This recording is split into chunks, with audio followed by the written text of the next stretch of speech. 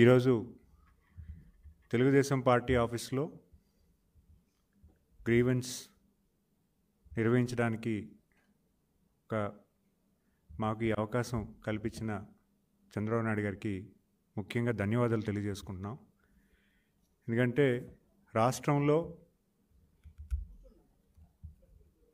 గ్రామ స్థాయి కానీ, మండల స్థాయి కానీ, జిల్లా స్థాయి కానీ ఎటువంటి ఇష్యూ వచ్చినా పార్టీ ఆఫీస్ దగ్గరికి వచ్చి వాళ్ళ తాలూకు విన్నపం తెలియజేసుకోవచ్చు. మరి అలాంటి ఈ గ్రీవెన్స్ దీంట్లో ఈరోజు సుమారు 110 గ్రీవెన్స్ ఇష్యూస్ మాకు అభ్యర్థనలు ఏవైతే ఉన్నాయో అవన్నీ కూడా మాకు తీసుకొచ్చారు.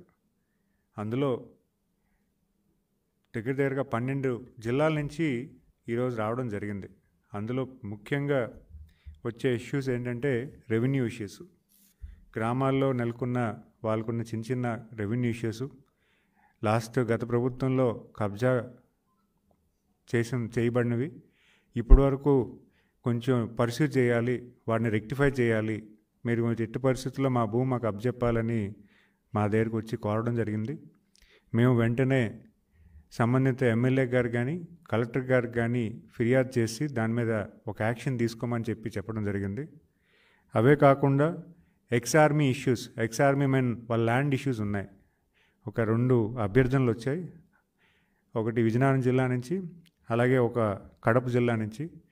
కడప జిల్లాలో అయితే లాస్ట్ గవర్నమెంట్లో వాళ్ళ ల్యాండ్ ముంపు ప్రాంతంలోకి వెళ్ళి వాళ్ళ ల్యాండ్ ఎక్విజిషన్ అయిపోయింది, కానీ వాళ్ళకి మళ్ళీ ల్యాండ్ అలొకేషన్ అనేది జరగలేదని మా దగ్గరికి వచ్చి ఇక్కడ విన్నపించుకున్నారు.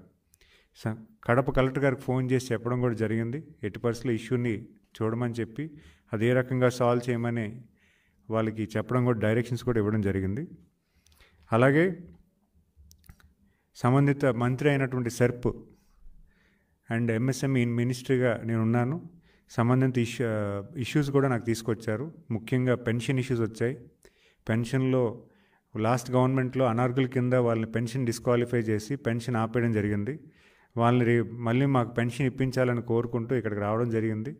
అయితే మేము కావాల్సిన ఏదైతే ఉందో వాళ్ళ దగ్గర ఫిర్యాదు తీసుకొని పెన్షన్ డిపార్ట్మెంట్ కూడా డైరెక్ట్ చేశాం. అలాగే కొంతమందికి పెన్షన్ కొన్ని రోజులుగా రాని వాళ్ళకి కూడా మళ్ళీ అప్లై చేయమని చెప్పాము. తర్వాత ఎంఎస్ఎంఈ ఇండస్ట్రీలో కూడా ఇన్సెంటివ్స్ ఏవైతే ఉన్నాయో గత ప్రభుత్వం పూర్తిగా ఇగ్నోర్ చేసింది. మా ఇండస్ట్రీ ఇప్పుడు కొంచెం ఎట్టి పరిస్థితుల్లో మీరు సేవ్ చేయాలని వాళ్ళు కొంచెం కోరడం జరిగింది. ఆ ఇష్యూస్ కూడా మేము పర్సూ చేస్తున్నాం. ఇన్సెంటివ్స్ ఏ రకంగా ఉన్నాయో వాటిని వ్యాలిడేట్ చేసుకొని కొంత వ్యవధిలో వాళ్ళకి సమకూర్చే విధంగా మేము పనిచేస్తామని చెప్పడం జరిగింది. అదేవిధంగా కొన్ని ఇండస్ట్రీస్కి లోకల్ ఇష్యూస్ ఉన్నాయి. ఆ లోకల్ ఇష్యూస్ కూడా పర్సూ చేయడానికి సంబంధిత కలెక్టర్ కూడా మాట్లాడి వాళ్ళకి సాల్వ్ చేయమని చెప్పడం జరిగింది. అదే కాకుండా కొన్ని పోలీస్ ఇష్యూస్ ఉన్నాయి. ముఖ్యంగా కడప జిల్లాలో ఈ ఇష్యూ ఒక మైనారిటీ, ఒక షెడ్యూల్ క్యాస్ట్ ఎవరైతే ఉన్నారో ఆయన మీద ఇంటిలో పనికి రాలేదని చెప్పి పడుకున్న వ్యక్తి మీద ఒక ఆయిల్ పోసి ఆయిల్ పూర్తిగా బాడీ బర్న్ట్ అయ్యే విధంగా వ్యవహరించిన అక్కడ తీరు మీద పోలీస్ స్పందించకపోతే వెంటనే మేము అక్కడ లోకల్ పోలీసుకి అలాగే మినిస్ట్రీ గారు కూడా చెప్పి కొంచెం అర్జెంటుగా పర్సూ చేయమని చెప్పడం కూడా జరిగింది. వెంటనే వాళ్ళు రెస్పాండ్ అయ్యి వాళ్ళ మీద ఎవరైతే ఈ యాక్షన్ ఏదైతే చేశారో వాళ్ళ దృష్టి కూడా తీసుకెళ్ళి వాళ్ళు పర్సూ చేయడానికి ముందుకెళ్తున్నారు.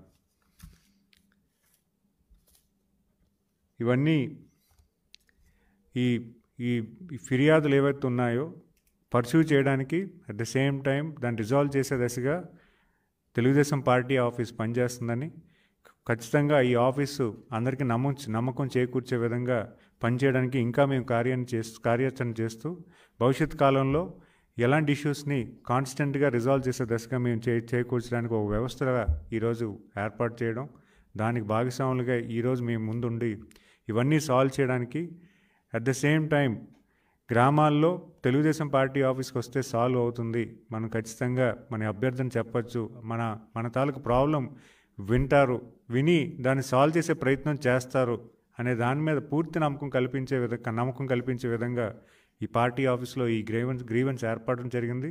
దానికి పూర్తి స్థాయిలో మీ అందరం కూడా ఇక్కడ గ్రీవెన్స్ వినడం, వెంటనే సాల్వ్ చేయడం జరుగుతుంది.